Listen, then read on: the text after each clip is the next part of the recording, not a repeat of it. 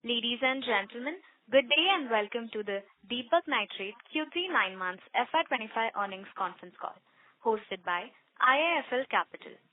At the outset, I would like to clarify that certain statements made or discussed on the conference call today may be forward-looking in nature, and a disclaimer to this effect has been included in the investor communication shared with you earlier.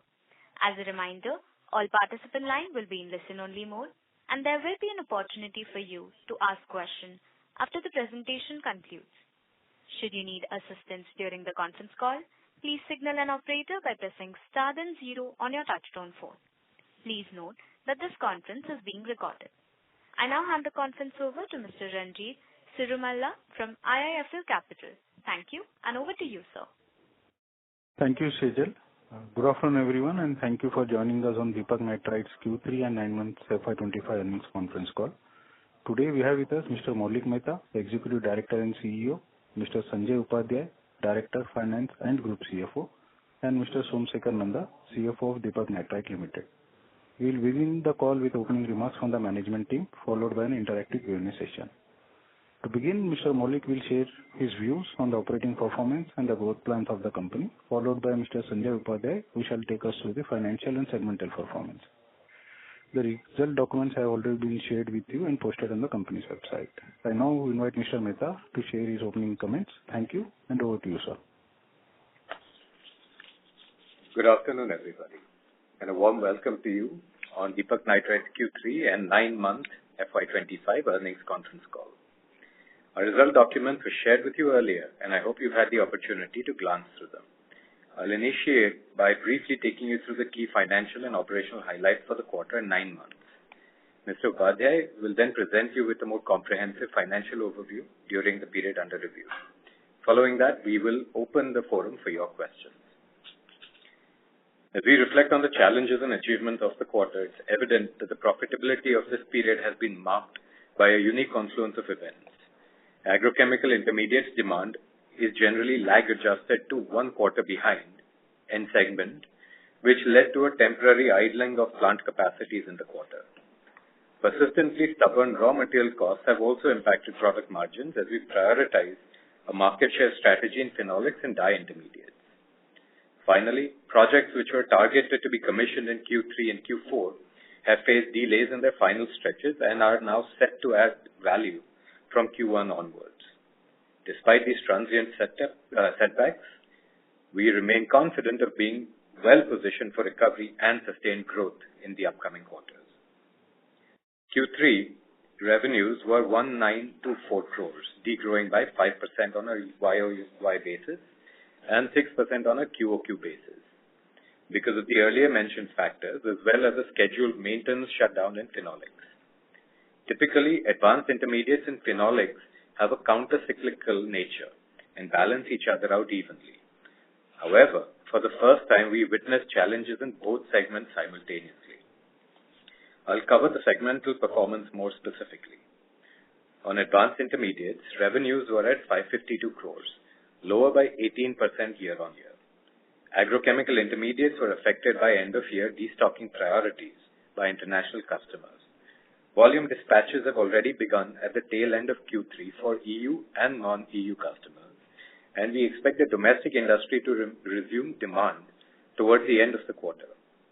We have taken efforts in the meantime to significantly improve on the product carbon footprint of these products, and the results are clearly seen in the dramatic jumps we've seen to our sustainability scores in indexes such as the Dow Jones Sustainability Index. Dyes and pigment intermediates have seen stable demand with growing market share. Margins have been impacted due to stubborn raw material prices, which we believe will start normalizing in the quarter. Additionally, the Indian government has initiated investigations into dumping of some of these products, which when coupled with forex volatility, is expected to see margin expansion to normalized levels. On phenolics, revenues were 1366 crore. 20% improved on a YOY basis and 5% lower on a sequential basis. Demand remains strong. However, performance was impacted by a plant shutdown which resulted in production volume loss. On a positive note, the plant resumed operations with a further improvement in throughput which will allow India to become self-reliant on domestic supply looking ahead. We've taken several measures to ensure that profitability and productivity are meaningfully improved. We have entered into medium-term agreements for amines, which align well with our expanded capacities for hydrogenation. We have also completed our expansions and cost improvement initiatives for agrochemical and dye intermediates. This will yield higher volume at a lower cost for segments where demand is resilient. We continue to make progress on strategic projects. Key highlights are as follows. The company introduced new products from existing assets, which will have revenue and margin improvement, and the results will be seen partially in Q4. The nitric acid complex is in its commissioning stage and will feature well from Q1 onwards, with additional nitration capacities coming in line. The new R&D center will be commissioned as scheduled towards the end of Q4. MIBK, MIBC, acetophenone, and other backward and forward integrations are expected to be commissioned in H1 FY2026. This will expand our footprint in the energy sector as well as establish our foray into advanced solvents for life science applications. In addition, our long-term plans for the polymer value chain are also taking shape. We entered into long-term contracts for key building blocks at competitive rates and have agreed to acquire assets for the polycarbonate resin production, where India is entirely import dependent. This strategy is further accretive by ensuring that existing capacities are localized without adding to global production, while we work with our collaborators to ensure that European demand for resins is also catered to by this asset. All major polymer projects are expected to be commissioned by December 2027. I would now like to hand over the call to Mr. Sanjay Upadhyay, who will address this forum and take you through the financial performance and key updates during the period under review. Thank you, Maulik. Good afternoon, everyone, and thank you for joining us today on Deepak Nitrite's earnings call. I will now take you through the highlights for the financial results for the quarter and 9 months ended December 31, 2024. As we review our financial performance for Q3 and 9 months FY25, we acknowledge the impact of several external challenges that have impacted our profitability, including deferred demands, continued inventory destocking by customers, and increased raw material costs. Despite these headwinds, our team has remained focused on maintaining operational efficiency and progressing with long-term growth plans. In this context, our EBITDA performance reflects temporary headwinds. As we move forward, we are confident that the actions what we have taken will drive recovery and improve profitability in the coming quarters. Coming to our financial performance in Q3, consolidated revenue of 1,924 declined by 5% as compared to 2,023 crores in Q3 FY24. While revenue was impacted due to multiple factors already discussed, it's important to state that we have retained or increased wallet shares with key customers. EBITDA came in at 190 crores versus 318 crores compared on a year-on-year basis. Our EBITDA performance in Q3 FY20 was impacted by short-term challenges, including higher raw material cost, which compressed the margins. PBT and PAT stood at 135 crores and 98 crores respectively. Looking ahead, we are optimistic about margin recovery as demand stabilizes, new projects ramp up, and cost optimization initiatives to take effect, positioning us in an improved profitability in the upcoming quarters. On the operating front, our domestic business revenue stood at 1,645 crores in Q3, while export revenue at 279 crores. On a consolidated basis, domestic to export mix of 85 to 15.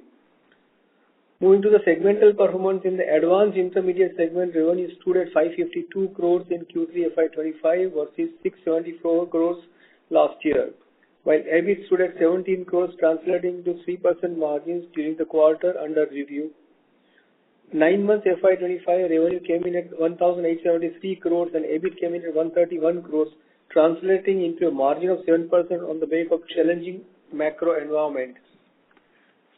The phenolic segment delivered performance with revenue stood at 1,366 crores in Q3 FY25 versus 1,349 crores in Q3 FY24, while EBIT stood at 121 crores. EBIT margin came in at 9% in the quarter. In 9 months FY25, revenue grew by 21% to 4,273 crores, and EBIT came in at 544 crores, translating into a margin of 13%. Lastly, on the balance sheet front, the company's financial position remains solid with a net worth of 5,222 crores on a consolidated basis and 3,073 crores on a standalone basis. We are well under leverage on thresholds, ensuring adequate headroom for increased debt in order to fund our future expansions, which we have already announced.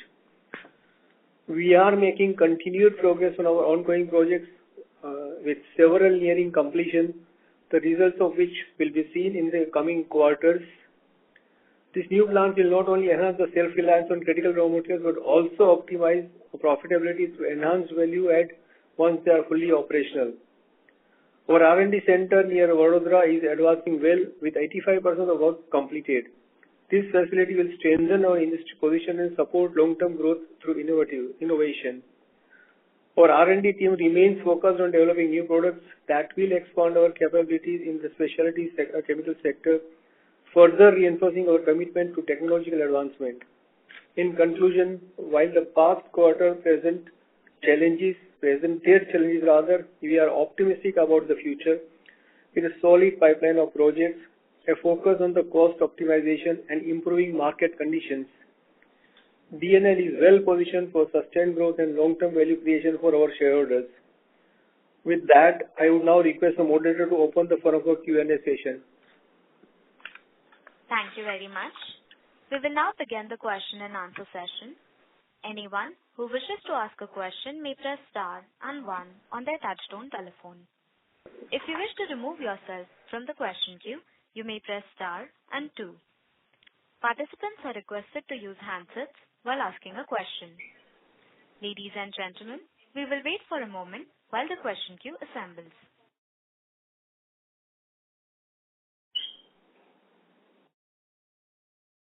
The first question is from the line of Nirav Jimoria from Envil Wealth. Please go ahead. Yes, sir. Thanks for the opportunities. I have two questions. So, first, when we compare our standalone business, I think our top line between the second quarter to third quarter fell by close to around 53 crores. But the EBITDA impact was like close to 33 crores. So, one of the reasons you mentioned in your opening remarks was that there was some deferment of sales predominantly from the agro intermediates. So, just wanted to understand from you that are these products were having the higher contribution margins and possibly because of which the impact on the EBITDA was higher, A, or the sales impact of these products were higher than 53 crores and the RMC cost had an impact more on the performance because of which our performance was impacted. Okay. Hi, Nirav. So I'll try to answer this question. So what ended up happening is that while agrochemical intermediates certainly have played a role in the kind of margin dip that you see in Q3, the volumes with regards to exports both to Europe, to China as well as to the US, those have by and large commenced in December, and you will see the results of that in the quarter. However, other than that also, in a couple of our assets where we had plant capacities available, those assets were idle until the customer's demand pickup resumed. And that we are seeing now slowly in Q4 itself. So again, I will highlight that in both of these cases, when it is agrochemical related, demand on a global, including India scale, is expected to normalize between Q4 and Q2. But we are seeing a recovery in export as well as in domestic demand from the end of December onwards. Now, there are other products also which are relatively higher value. And in those places, when we buy our raw materials, those raw materials also come with an N-1 or N-2 in terms of the prices. So as those raw material prices slowly start to moderate, we will start seeing the effect of that in months which are 1 or 2 months down the line. So this is by and large a general situation, but it has shown exacerbated impact in Q3. So, sir, in terms of this lost performance, what we have suffered in Q3, how confident are we that this could be recouped in Q4, where this sales which we have deferred could come back to us in Q4, or most of this could be spread between Q4 and Q1? So we are seeing a larger part of it being recovered in Q4. We are also seeing an improvement in domestic demand, which was not there in Q3, which will start to add value from the end of Q4 onwards. Second question is on the nitric acid plant. So now we are in the advanced process of commissioning it by end of Q4 of FY25.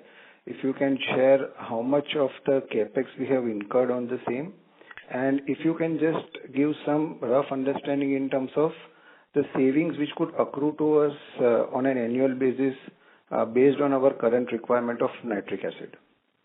So on the first question with regards to the capex, I would say that the capex by itself has been largely under control as what we had announced earlier. However, because of the delay of a couple of quarters, there is an added impact with regards to the overheads, which will all be capitalized. So the capex amount I have already shared earlier, and that stays plus the cost of delay. But by and large, in terms of the improvement to the bottom line, again, it is more or less in line with what we had said. So I would have loved to have that value coming in earlier in Q3, but you can anticipate that somewhere between 70 to 80 crores on an annualized basis is the margin expansion that you would see from the single project. Maybe more. I'm going to be conservative. The last bit from my side, like we would require an additional ammonia for this nitric acid plant, and given we are already using ammonia as one of our raw materials for some of our products, how our additional ammonia requirement will be met? So will it be sourced domestically, or could we have to import this ammonia through long-term contracts? If you can share your views here. Yeah, so we are well aware of our increased ammonia consumption as a potential risk vector, and we have diversified our ammonia sourcing, which includes imports as well as domestic availability. We've also invested in expanding our ability to store, not just consume, and that investment will allow for further de-risking of the supply chain. By and large, we are confident of being able to source ammonia at rates which are relatively at parity with international indexes, especially Middle Eastern index and other local indexes and South Asian index. So we would not be, let me put it another way, we would not be disadvantaged because we have de-risked our supply chain. Expanding capabilities meaning thereby we have our own storage tanks to de-risk the requirement of ammonia, is the right? Sorry to interrupt, sir. You're sounding a little bit distant. Sorry. Now it is audible? It's better. So by saying that we would be building or expanding the capabilities to source our requirement of ammonia, is safe to assume that we may be constructing our own ammonia tank so that we could be de-risked from this volatility in the ammonia prices? Absolutely correct. Thank you so much and wish you all the best. Thank you. Thank you. The next question is from the line of Arun Prasad from Aventus Park Institutional Equities. Please go ahead.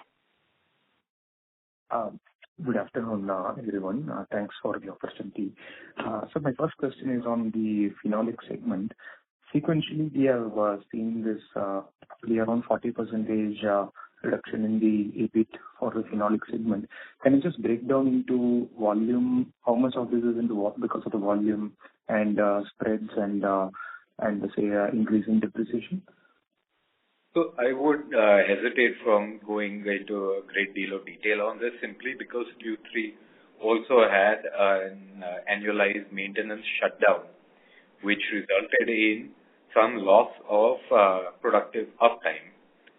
Now, this is a normal thing, and by and large, most good companies engage in an annualized shutdown. In our case, it has given an advantage of seeing how to further improve the efficiencies and hence the throughput. So I think Q3 is, unfortunately for this conversation, exactly the wrong time to be able to break this up. Because in the meanwhile, what has ended up happening also is that while we had a production outage for maintenance, we've also established some advanced process controls and we've done some debottlenecking.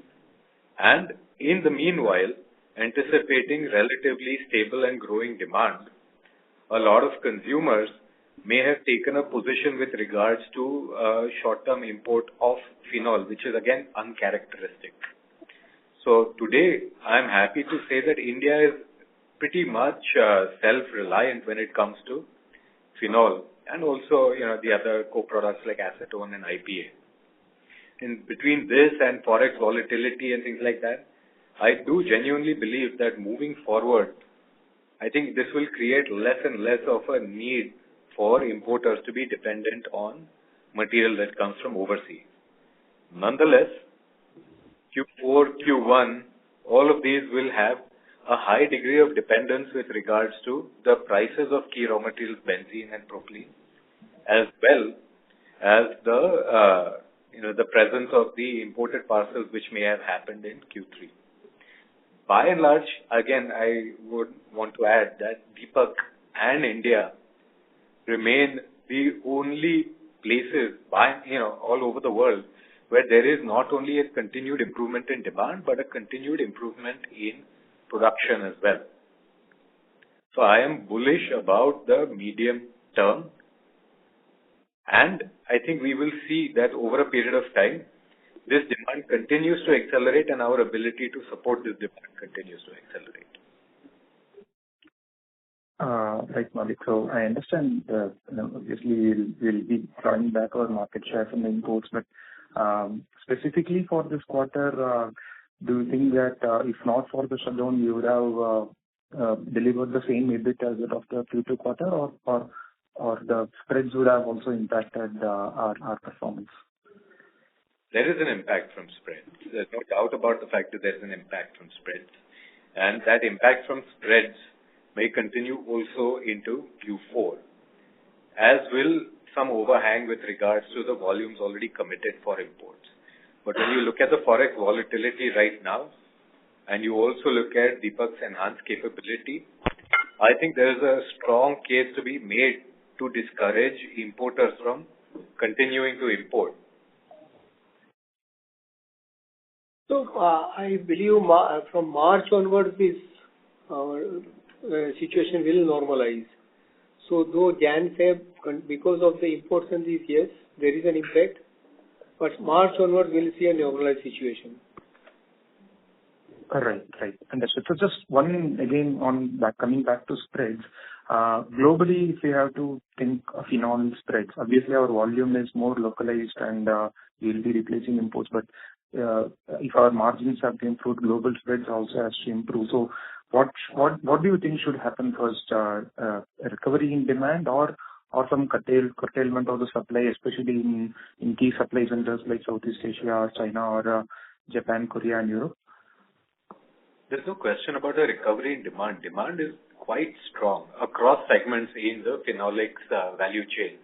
So whether you're looking at auto, or you're looking at pharma, you're looking at construction and furniture, the demand is robust. One individual subsegment may have a dip or an increase, but by and large, demand is not a challenge, and that is unique to India. However, with regards to spread, these are on the basis of global volatility in the indexes. So I would be hesitant to make a strong claim about spreads significantly improving or going down.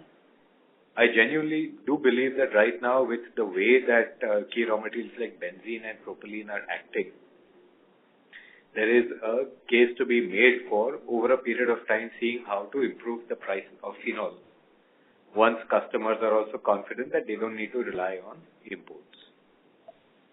Okay. Any comment on the utilization rates in some of these geographies? Do you think it is sustainable, low, high? How do you see that, so those utilization rates in these geographies outside India? It's very low, and in some cases, it may be bordering on the question of profitability or not. But I would hesitate again to comment about their strategies. In many places, what we have found is that you may have an average utilization rate which should be achieved to make the asset profitable, and some of these assets are being operated at well below that utilization rate. I cannot comment about the strategies or how long they would continue to manufacture in these circumstances. Very often it depends on what they look at as their short and medium term future.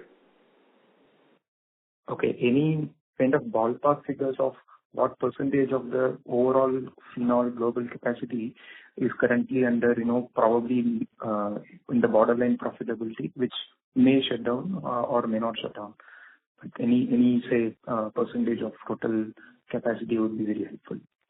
No, I won't comment about whether they may shut down or not, but I will comment that a majority of the capacity right now worldwide, especially almost all the capacity which is non-integrated, is probably at or below the threshold that one should look at for continued and sustained plant operations for meaningful margin.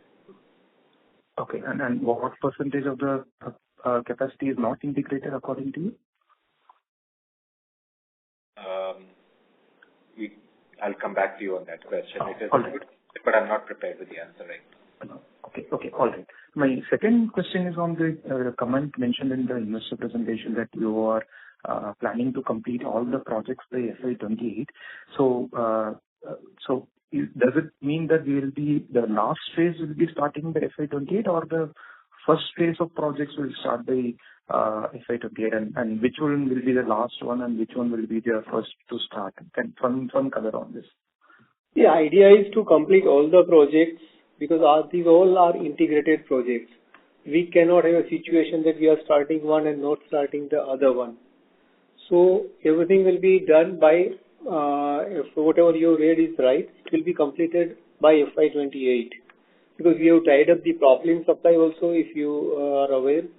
So it has to go in sync. It cannot be one versus the other. Otherwise, the whole benefit of integration will be lost. So the whole plan is to have a fully integrated facility up and ready. There will be periods of time where one part of the asset, especially, for example, the polycarbonate resin asset, may get commissioned earlier. And we will ensure that throughput is maximized by securing the intermediate feedstock at competitive rates. Luckily for us right now, those rates are looking quite competitive. And as Mr. Upadhyay mentioned, between now and FY28, we will ensure that all of the individual components are also commissioned so that the integrated complex, all the way from propylene until polycarbonate, along with the other assets which will go into the same polymer industry, will all be commissioned. Understood. Just any update on the BPA project? Have you firmed up the technology or licensor, or where is that in which stage the BPA plant is right now? No, that is so right now I cannot comment about that. We are in close talks with a couple of parties, all of who are willing to give us the technology, but we have not finalized with any one party. Understood. Finally, if we can squeeze in one more on our compounding plant, polycarbonate compounding plant. Have we touched base with all the domestic customers, and what is their current feedback, and how we will be scaling up this part of the business? Can you just explain? It will be helpful. So we have started manufacturing some small volumes of compounds, and we have been engaging with key customers to start off with more in the electronic segment. But there has been a little bit of a pivot here because earlier we were looking at, establishing a polycarbonate resin plant. And now it is more of a migration of the assets along with the relevant trademarks of the asset. So the party that we are acquiring the assets from is also the party that we are collaborating with to see how to fast track and prioritize more value accretive compounds, which will be, sold to companies which are looking at migrating their consumption assets into India to be able to take advantage of various initiatives by the government, as well as the growing consumption expectation in India. So the kinds of compounds that we would look at making in this facility will now be, I would say that they would be on a better baseline moving forward because of this collaborative partnership. And the response, to answer your question, the response from the customers is very, very positive.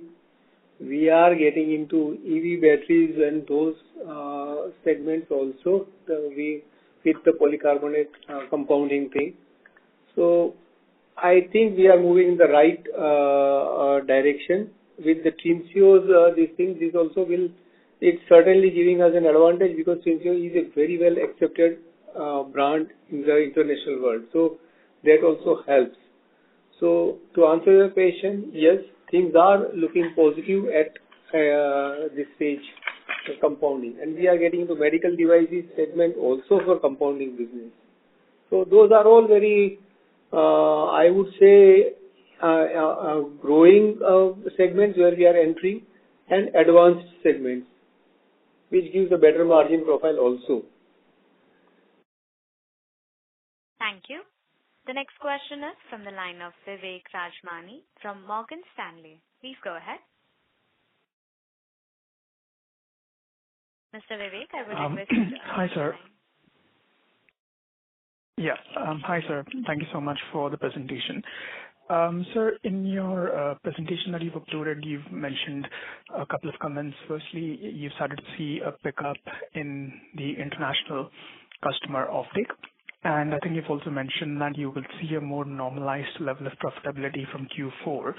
So just with respect to these 2 points, if you could just give some more color from a volume perspective, if you had a base of 100, what kind of normalization would you expect going into Q4 or potentially Q1? And when you're saying normalized profitability, which quarter do you think we can take as a normalized level? Would that be the first half of this fiscal or maybe even before that? So just some color in terms of that would be super helpful. Vivek, this is a question that internally also we have debated on a lot because certainly we will be seeing an improvement in Q4 and that improvement trajectory will continue into Q1 as well. One question that we've been debating internally also is what do we call normalized? Because we've had a much better margin profile 2 years ago and then that has slipped partially because of slowdown in demand and partially also because of an overhang from the kinds of capacities that have been put in China, which also affect India's profitability.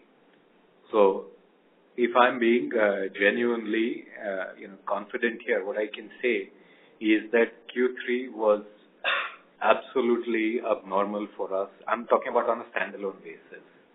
And I would certainly say that Q4 will be meaningfully better than Q3. Q1 will continue to maintain that trend. And if I have to say, look at my last 2 years, I would consider a return to normalization somewhere between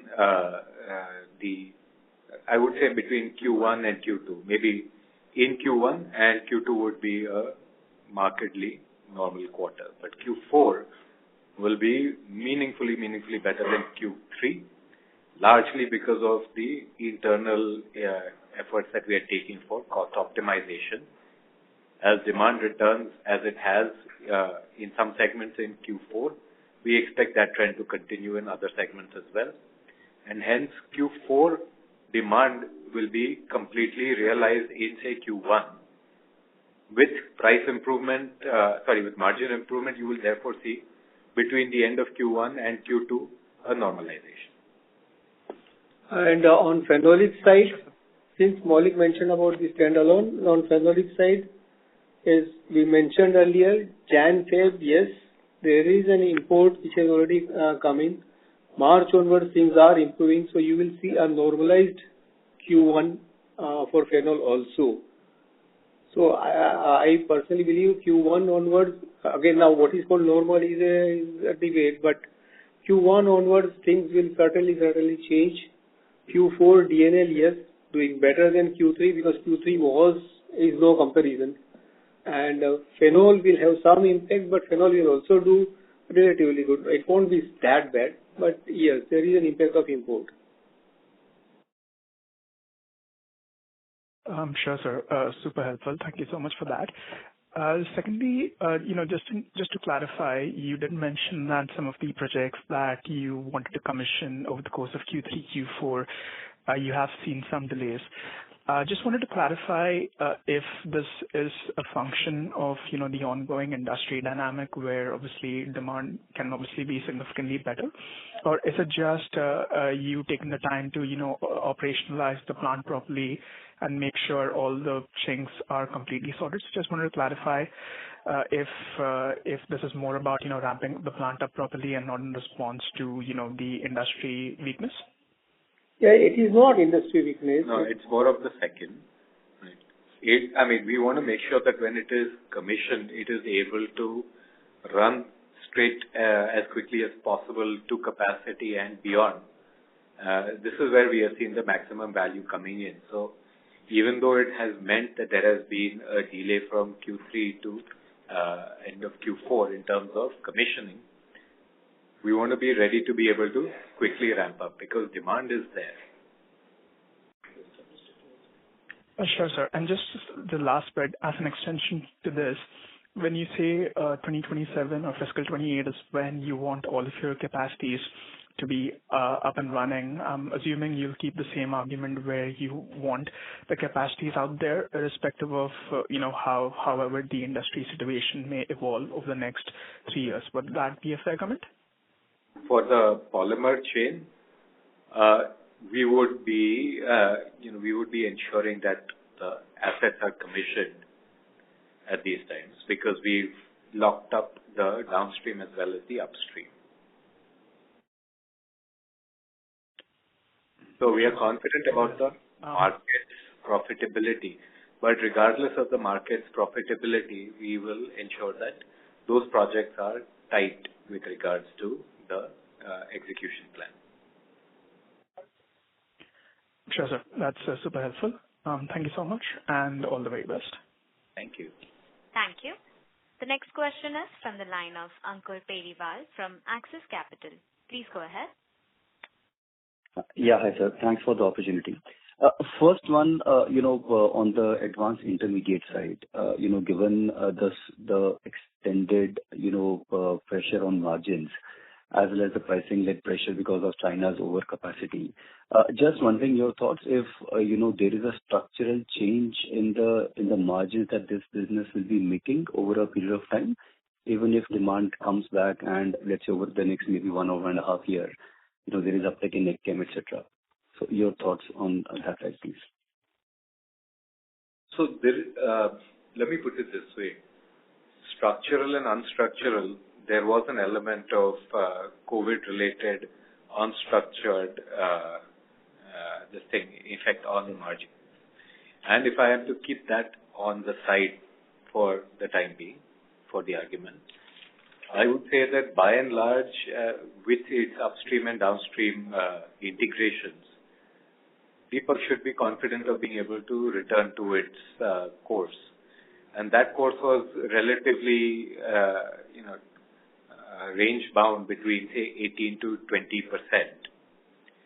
Now, there is an upside also available in the future as new capacities and as medium and long-term contracts are established.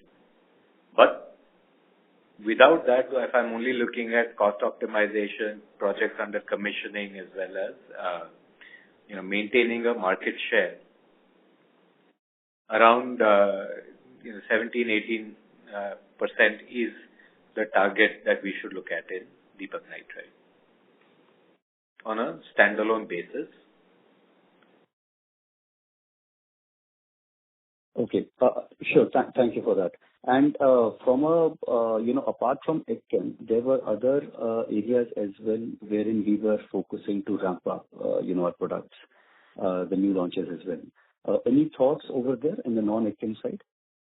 Yeah. So in the non-AgChem side, the products that we were looking at ramping up, as well as the projects which we completed in Q3, those are now established in terms of their capacities, and we are in ongoing conversations with customers. Some places where the volumes have been frozen for Q4, and in other places where we're talking about how those volumes will expand over the period of the year as we discuss medium-term contracts. So ensuring that our product, which internally matches all of the qualifications and specs, also gets a similar tick mark from the consumer's end. That is the activity that is transpiring in Q4. Once we have that, then we will have more confidence when we next discuss about how those margins and those revenues are targeting to be expanded over the year. Right now, we are in a process where our products are being qualified at customers' end, and we are we're having ongoing conversations about medium and long-term contracts with them. Sure. And just last bit on this, the revenue mix right now among the AgChem, non-AgChem part, over the next, let's say, 2 to 3 years, how do you see that bit changing, given that presumably AgChem will see a bounce back in demand, and the newer non-AgChem side also will see a pickup? So what we have done is that we have expanded capacities where we believe we have right to win. And those products and the quality of those products is well established. Those places where there is a segmental focus on AgChem, as it recovers, it will have... So as it recovers, we see that there is a possibility for about 15 to 20% improvement in the volumes and the total realizations coming from that. But as a company, we have also looked at increasing our focus on non-AgChem as a segment, whether that is into personal cares or solvents or polymer intermediates. So because of our increased attention to also investing in these, while AgChem will recover as and when it recovers, we will also have a ratio which is skewed away from AgChem because of the investments in the other intermediates. Okay, great. And just last bit on the phenolics side, you did mention an expected, uptick in terms of, demand or spreads on the phenol side, let's say Q1 onwards. Just curious whether we are referring to, our thoughts on improvement in demand is led by the global factors here, or there is some bit of excess Chinese, phenol supply which are shifting from even the backward integrated facilities which are coming here now, and we are hopefully seeing some uptick there. What is driving that thought? So imports from China is not a problem because China is consuming and it's all captive largely. See what happens, certain materials are getting diverted, and because of our shutdown, the imports were a little higher. India is becoming I would say, with our capacity, what we have added, we have the total supply available which can meet the demand, but market will have to adjust itself. So, and non-integrated players will find it difficult in the near future because they cannot meet the local suppliers' price. And particularly with this dollar index and dollar rupee and this, they will definitely find it difficult. So, considering all these factors, we certainly believe, and which we are seeing, that's why I mentioned that March onwards you will see things getting normalized. We are selling in the market and with a healthy margin. I don't know what is normalized or not, because then that is anybody is the receiver, but it will be a healthy margin considering the volumes and what we are saying. So that is the situation today. And this is the situation. This will continue in the longer run also, because in India, demand is growing and growing in a significant way. Somewhere it was around 10-12%, but even if you feel that it is really high, so it is growing at 7 to 8%, and which gives enough room for all the players to run the capacity full and earn healthy margins. Great, sir. Thanks for your detailed answers and all the best. And one more thing which I want to answer, these AI margins and this, there is some component of, because we are into a project phase and there are certain expenses which cannot be capitalized. So those things are also charged to revenue in the AI. So this impact is also to be considered, because when what we see is the EBIT, what we have seen in the balance sheet, but it has impact. Like for example, nitric acid, which we are supposed to start in by quarter end or beginning of the earlier quarter. Now there is an impact where admin costs. So I am giving example, the accountants will understand that those things cannot be capitalized. So those things are also charged to revenue, and that brings down the margin in that sense, the percentage, and that will get normal once the plants are commissioned. So those things are also to be kept in mind when we calculate the margins and percentages. Thank you. The next question is from the line of Sanjesh Jain from ICICI Securities. Please go ahead. Yeah, good afternoon. Thanks for taking my question. Sorry to interrupt, sir. I would request Can you hear me? Please use your handset. Yes. Yeah, I'm on that side. Is it good now? Yes, sir. Yes. Thank you. Yeah, hi. Good afternoon. First question on the phenolics. In the opening statement, Maulik, you mentioned that there is a 10% expansion in the capacity. We earlier were doing annualized 350,000 metric ton of phenol. Is it 10% on the 2 lakh metric ton of the base capacity we are talking, or on the expanded capacity of 350,000 metric ton? No, I would say that it is right now at about 350,000 plus minus. Okay. So the expanded capacity is 350,000 plus minus. See, let's keep in mind that as any large-scale operation is concerned, winter months will always have a number which is slightly higher than summer months because of the added benefit that you get from cool weather. I'm talking about it on an annualized basis. You may have a higher number in cool months and you may have a normalized number in the hot months. I'm talking about on average. So on an yearly basis, we should be able to do 350 plus minus. Yeah. Got it. That's very clear. Second, on the agrochemical side, you said that we have seen the demand picking up at the fag end of December. When we see, is it that how does entire CY25 looks like? Because if you look at the commentary globally on the crop protection side, the innovators are looking at volume growth in mid-single digit. That means this year should be a more normalized year from the crop protection side. Are we getting that kind of a visibility from the customer? And how does one should look at the new product pipeline in the Agchem intermediate side? So, when our consumers say single digit or high or mid-single digits, I look at that as a positive because so far the commentary was more linked to inventory destocking at their channels or at their consumer end. Right? So, when they're talking about a growth, that growth is without taking into account inventory destocking, which anyways is towards its tail end in most of the Agchem intermediates or most of the Agchems. The intermediates stand to benefit from this demand improvement with roughly between 1 quarter lag to a 4-5 month lag.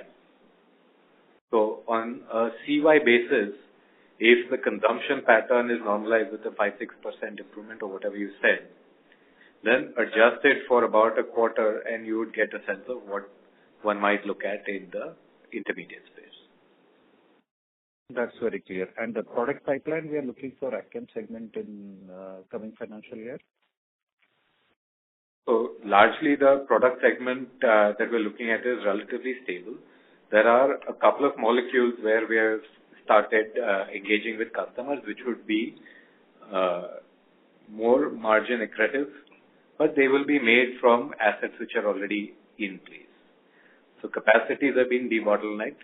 There will be some margin accretion, but it all depends on the rate at which the customers are able to pick up. Those products also have to be tested at the customer's end. Got it. Last two, largely bookkeeping kind of a question. Can you help us understand in the standalone, how are we spread in terms of end applications, say, dyes and pigments, AgChem, FMCG, that is consumer? Can you help us with that? And number two, we are expecting to start the fluorination capacity next year. Can you help us understand the purchase we intend to make for hydrofluoric acid? Will it be domestic? Will it be imported? How do we want to meet that requirement? Thank you. So for the first question, again, it's difficult to answer because we're intermediate manufacturers. Sure. I can give you examples of toluenes, for example, where the same product does go into AgChem also, and it also goes into dyes. It also goes into rubber chemicals, for example. So the same product that we make, it becomes difficult for us to be able to, say that this is an AgChem product or this is. Our customers may be AgChem customers, but the product that we make is the same. And when there is a movement or migration of demand from one to the other, our product remains the same. Mm-hmm. So it's difficult for me to establish that there is this much of a ratio of AgChem to dyes and pigments to other chemicals or to cetane improving or fuel improving. Those become difficult. So you will have to excuse me on that. With regards to the fluorination, we already commissioned the fluorination asset about 13 months ago. So we right now are manufacturing with, again, diversified supply base with regards to the hydrofluoric acid. So there are domestic manufacturers also which are physically located very close to us. And we've also invested in a fleet of tankers, which are able to move it from international locations from the port to us. And we have those agreements also in place. So it will largely be imported, etc. No, it will be balanced. Okay. So the asset on ground that we have put up is capable of taking the hydrofluoric acid in multiple different ways. Tanks, ISO tanks, etc. are purpose-built only for this. And we have our own fleet there, but domestically also there are smaller tankers available, which are, the supply of which is done by the manufacturers. Very clear, Maulik. Thanks for answering all those questions, and best of luck for the coming quarters. Thank you. Thank you. The next question is from the line of Aditi from CD Equisearch Private Limited. Please go ahead. Hello. Ms. Aditi, I would request you to please use your handset. Sir, my first question is, have you been making any adjustments to the quantum of your planned CapEx in light of ongoing stress in the chemical industry? No. Plant CapEx. Have we made any changes to our strategic plan? No. I would not say that we've made any changes to the kind of assets that we're looking at putting on the ground. However, in a couple of cases, there has been a slight delay in the commissioning of the asset so that we are able to ramp it up quickly. But this delay has, of course, it does have a cost implication with regards to overheads. But beyond that, in terms of what we put up and the business case for that, by and large, it is unchanged. Okay, but major consuming regions have been going through destocking in agrochemical business. So, don't you think there's any requirement to change the CapEx plan? We've not. See, what is happening here, Aditi, one cannot have current situation in mind and then take a call what to do and how to do. Our one major advantage of Deepak Nitrite in whatever projects we announce is a fully integrated facility we are a company where it is chemistry-driven company where integration is the key here. So you cannot have one situation because of the market you pull down the capacity of some product, and ultimately maybe in a couple of months or so, we feel now that period is already over in agrochem or whatever we are talking. So ultimately, the people who are having those kind of integrated facilities are certainly bound to do well, because fundamentally that is a very, very strong business. If you see phenol also, we are doing such things so that it becomes, so that this kind of issues do not bother us, So the whole idea is to integrate facility and make your fundamentals strong. There could be a temporary ups and downs, which I feel market has overreacted in Q3, but that's how people read, but that's okay. So, but things will get normalized, and Deepak Nitrite remains on a very, very strong footing and strong fundamentals. So these temporary things should not affect our long-term strategy and plan. And most of the investments that we're making, which are relating to agrochemicals, I would say that they're more of upstream integration. So our wallet share remaining the same, these will become margin accretive. Okay, so you mentioned that there has been delay in some projects. Could you please specify those projects? Yeah. So, for example, there has been a delay, for example, in our nitric acid commissioning, which I have already highlighted. Okay, so only in this one project.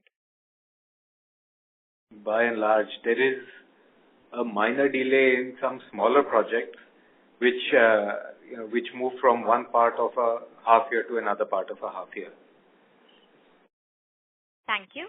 The other place where there has been a delay is in MIBK, MIBC, and that would have been completed by the end of Q4, which is now slipping into H1.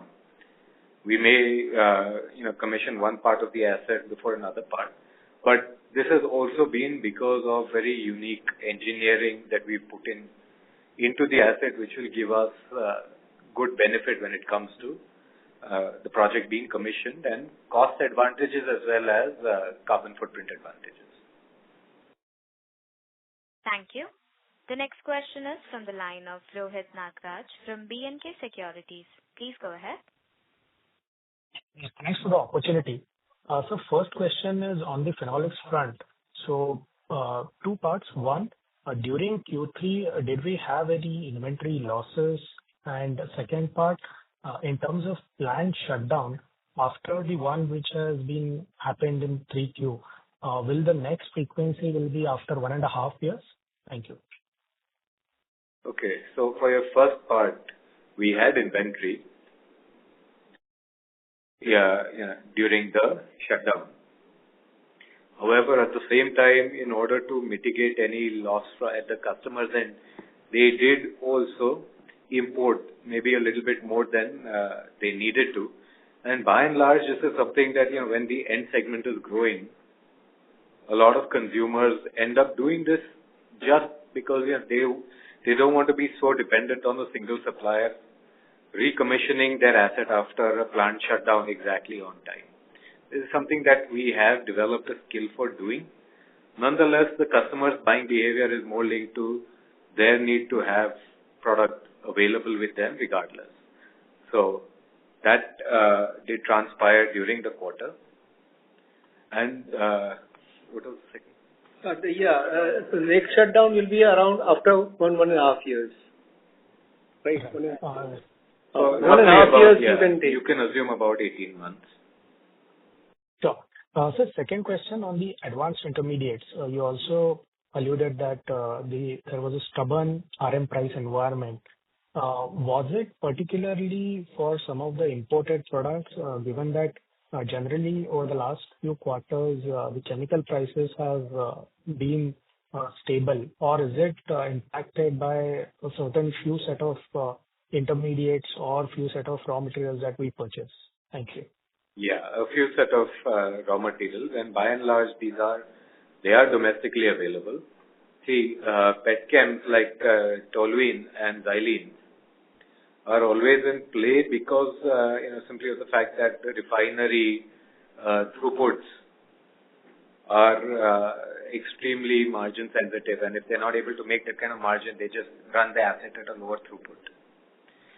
So prices of products like toluene and xylene have been relatively stubborn simply because of a manufacturer's inability to produce. But on the other hand, certain local raw materials, for example, caustic lye, have been priced much higher than corresponding periods in the past. And as a large consumer, this does affect us, especially for price-sensitive products like sodium nitrite. Thank you. The next question is from the line of Chirag Shah from White Pine Investment Management Private Limited. Please go ahead. Yeah, thanks for the opportunity. I have a slightly broader question first and then some follow-ups. First on the return on capital of the business that you have now. If I go back into the history, the Deepak Nitrite had certain inefficiency. I'm talking way back, say 2010, 11 or even earlier. After that, you worked very well. You brought in a lot of efficiencies and executions, etc. And now again, we are seeing there are delays coming in. And I'm adding into the WIP projects which are commissioning from 28 or end of 2027. So, for a business like Deepak Nitrite, which is semi-commodity in nature, chemistry capabilities are required. Along with that, agility and cost capabilities are also required. Can you throw some light on why the delays, the internal factors of delays? Is it bandwidth issues? Is it size and scale issues? And how are you tackling it? The reason is, after this phase, you have another set of bigger CapExes lined up based on the MOUs that you have indicated earlier with Gujarat government and such stuff. Ultimately, return on capital matters in a business, in any business, right? And from a 10-12% ROC business, we have transitioned to a 25% ROC business very well for your execution capability. So first, you can elaborate what led to this delay, what are the internal factors, and how you are tackling them on a sustainable basis. So one of the reasons that we were able to go up was a draconian focus on ensuring that the execution is done very well, and the projects that we're taking up have technology which is very mature. So when the technology is mature, you have that high degree of confidence that once you have started the project execution, you can timeline it, you can ensure that there is that headroom available for expansion as and when. When you're when you're building the technology in-house, that maturity that would be there from bought-out technology is a little bit less. Now, what we have done with some of our projects, for example, MIBK, MIBC, there is some level of it being, an outsourced technology that we have licensed. But the significant improvement that we were looking at was by putting in industry first. I mean, literally in the whole country, we would be the only company to have this particular kind of technology, which is even in the utilities and the product carbon footprint. Now, worldwide, while things like sustainability and things like that may have become less important, we do genuinely believe that there is a value to this, and that value will come. In the meanwhile, what has ended up happening is that some of these chinks, which would otherwise have been easier with mature technology, have caused some level of delay in the commissioning. Now, that is not to say that right now ROCE is the right number, or 10 years ago ROCE is the right number. It's just a general industry assumption that mature bought-out technologies will lead to a higher ROCE if there is clear operational focus, and purpose-built in-house technologies will have a ROCE number which may be slightly worse, but given certain experience and expertise will improve. Again, Chirag, I'll also highlight one more thing. the assets that we are looking at commissioning are not assets where we have had decades of experience, for example, nitration and reduction. Assets, for example, like photochlorination or fluorination, or even unique types of purification and distillation. These are technologies which are relatively new to Deepak, and there is a learning cost which comes once the asset is fully running, and then we are able to see how to be eking out more and more utilization from the same assets. You see a dramatic improvement in ROCE. But for that learning period, there is an implication from new technologies. And I will add to this point. See, for example, nitric acid. Yes, there is a delay. I will not say no. But the reason for delay, because we could have easily done in a new site at Dahej. But what we did is because the consumption is in Nandesari, Baroda, we wanted to have again an integrated facility where the supplies are from pipeline, because it is a very, very enduring benefit. So the whole plant is set up within our Deepak Nitrite's existing facility of nitric acid. Now, if anybody goes and visits that, they will realize that what we have done there. Yes, delay. Today you are seeing the delay, but tomorrow, if somebody goes and sees the plant, somebody mentioned about the ammonia. The ammonia supply is through pipeline. You have nitric acid supplying to Deepak Nitrite through pipeline. The tankers move. It's wonderfully done, and a very good engineering work done by the team. It took time for us, no doubt on that, but the end results, and I'm sure end results are certainly good, which you will see from the Q1. So, yes, there are delays, but then there are reasons, and which are valid reasons, but once the facilities are up and running, you will see the results yourself. I would rather ask somebody to go and see the nitric acid facility, what we have set up in Deepak Nitrite Nandesari plant, and then they will realize how it is done. No, fair, sir. I do accept your point. But financement, what you are saying, I'm not saying no. There is an impact on ROCE because of these delays. But yes, we have, that is there in our mind. But certain times it takes time to take a step back and then move forward, because it happens. Businesses are not straight line. Yes, there can be some impact, as Maulik was mentioning of technology. There may be some cases where we may have to change the technology supplier. It can happen, So those things are a part of our project facilities. So it can happen, but end result you will certainly find that once all the projects are running, things have changed dramatically. So my question was more forward-looking rather than past. So because these are all smaller projects, MIBK, nitric acid plant. The bigger projects are going to be commissioned now from 2020, end of 2027. Because I heard you say the bigger projects will certainly, it will be like phenol, what we have done, because it is not going to be in-house technology. It is going to be world's best technology. When you talk of polycarbonate, when you talk of phenol, when you talk of PPA, whatever products we are talking, So there, and then you have, this one more thing one must appreciate, that we have to have a site also ready. So that is also done in the past. So those things are, that will be handled in a phenol way and not the way we have handled the 300-500 crores project. So rest assured that there will not be such issues in the larger projects. I understand your concern, but it's the point is well taken, but it is not going to happen that way. It will be happening in the phenol way.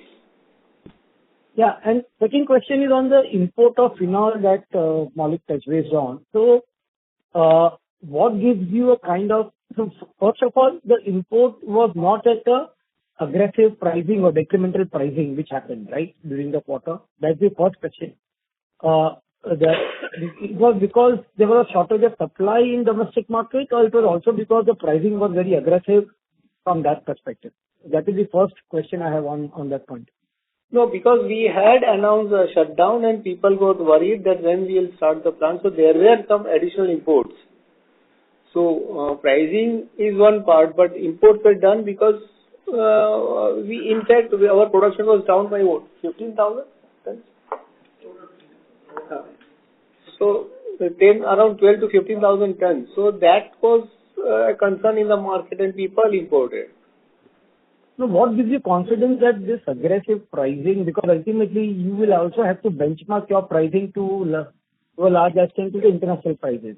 Since the day we started phenol facility. No, I am not saying that, again I repeat this thing, that I am not saying we will be reaching a great margin because yes, but we will have on 350,000 tons, we will have a healthy margin because our major plus point is India demand is growing. This is a localized phenol supply gives a definite advantage. We will be able to deliver to the market and we will be able to run our plant at full capacity and on a healthy margin. So that there is no question because it's not easy to import and store, and traders have also suffered. And when the traders suffer, there is definitely problem with them on import side also. So, and we have been doing this for so many years and so many quarters. So we know the market dynamics. Okay, so you are saying normalization will happen sooner than later, irrespective of import dynamics, how they play out? Yes. Normalization will happen in the medium term. In the short term, because there has been import parcels that took place between the middle to the tail end of Q3, that will play a factor in the first couple of months of Q4. This has also been clarified. Yeah, fair point. That's understandable. On a medium and long-term basis, if you look at the kind of margins that are there, the forex volatility that is there, as well as the domestic capacity, really you would have to be, a very, very steely-minded, dealer distributor to target imports in this current environment. And the last thing on the advanced intermediates, the kind of margins that we have reported are like historic lows. Yes. So is the normalization what it was, say 5-6 quarters back, is the normalization that we are looking at, or the new normal would be lower? Chirag, I feel hesitant about being overly bullish. Let me just put it this way, that, in Q4 we expect to see a meaningful improvement from Q3, but that's not saying much, right? I would assume that somewhere between Q1 and Q2 is when you will start seeing a margin profile which is similar to what you saw maybe 3, 4, 5 quarters back. And just if you can help us with this, I know if we have to quantify this, the impact of perfect storm, how should we go about? Because so if you can help us understand from Q2 perspective, whatever margins we report in phenolics and advanced intermediates, okay, how should we look at those numbers? It would be helpful if you can give us insight how to go about if you can't quantify it. The swing that we have seen from Q2 to Q3, the normalization will be somewhere between, right? But for the perfect storm. So if you can help us understand how to, so we can do our own derivation, it would be helpful. Are you talking about in Q4 or are you talking about it in general? No, in Q3, but if this perfect storm would not have happened the way it played out, everything against you. For example, 15 phenolics PBIT margins that you made 15%, would it be closer to, or it would have been significantly lower even if the storm would not have played out the way it has, everything going against you? I don't know. Honestly, yeah. When I say perfect storm, I didn't mean it in the sense of, everything that should not have happened at the same time. These were market dynamics. Some of these were partially linked to things that we did, for example, our plant maintenance in Deepak Phenolics. And in other places, it was, as I mentioned earlier, an inventory destocking, which was at its tail end, but, quarter adjusted for us as intermediate suppliers. It's difficult for me to say, what if that had not happened. But that has by and large been something that we have seen happening, as well as something that we have seen getting, addressed in part and parcel over Q4 and Q1. So as I mentioned earlier on Deepak Phenolics, one would expect something which is a mix of what happened in Q3, and let's see how the exit of Q4 is. On Deepak Nitrite, from something which is entirely substandard in terms of performance, a meaningful improvement headed well in the direction of normalization. Yes. Thank you and all the best. Thank you. I understand you all are all looking for much more specific because the situation calls for it. But it is still something which is in process. We're confident of the initiatives we've taken internally with regards to cost optimization and asset debottlenecking. So that is the kind of confidence that I'm able to relay out. Thank you. The next question is from the line of Meet Vora from MK Global. Please go ahead. Hi, sir. Thanks for taking my question. So firstly, on the phenolics business, if we have lost around, say, 12 to 15,000 tons kind of volumes, how have we been able to maintain the kind of top line that we have reported? Because the top line is hardly down by around 5%. And based on these volumes, my understanding is that it should have been down by around 20%. But am I missing something here? 12 to 15,000.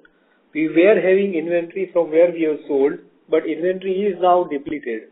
But what happened, the market got this thing that yes, Deepak Nitrite is having a shutdown, so it may impact the further supplies in future. So there were imports which took place. So this 15,000 tons is sales volume impact or production volume impact? Production volume. So sales we have been able to maintain? Yeah, sales we have been able to maintain, maybe plus or minus something, but sales we were able to maintain. Because our EBIT has gone down by around 40-45% kind of number. So if that's the case, then impact would entirely be based on spreads only that are contracted largely. So that understanding is correct, right? So there is an impact of shutdown cost also.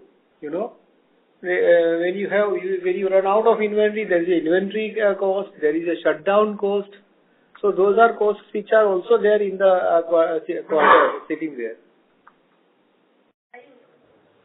Okay. So I say that if you see from Q4, and in Q4 will have some impact, but March onward things will be back to the normal. Understood. So you are saying that there has been an element of operating deleverage as well? Yeah. Over here. Okay. And secondly, on the advanced intermediate side, in 3Q, we have mentioned in our presentation that there has been dumping of DASDA at lower prices. So the impact can be accentuated higher on this side, or is it because the plants have remained idle in the agro business? Agro and DASDA are different. DASDA is a dye intermediate. Agro is other chemicals. So the higher impact would be because of impact in DASDA or in the agro business? In the overall EI segment? Overall, it would be agro intermediates. But there is an element of DASDA as well. And this is why the government has initiated an investigation. Understood. And so just lastly on this acetophenone project, just wanted to understand your thought behind this project. Is it more of a backward integration, or is it for some of a new product we are trying to identify this project? No, it is not a backward integration. It's a forward integration. It's we generate while we manufacture phenol and acetone. This is a valorization effort, and we will also not only be able to sell it, but we will also be able to consume it for further value-added activities from Deepak Nitrite and sell that separately to another segment. In this case, for example, the pharma segment.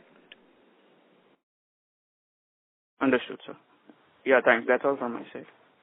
Thank you. Thank you.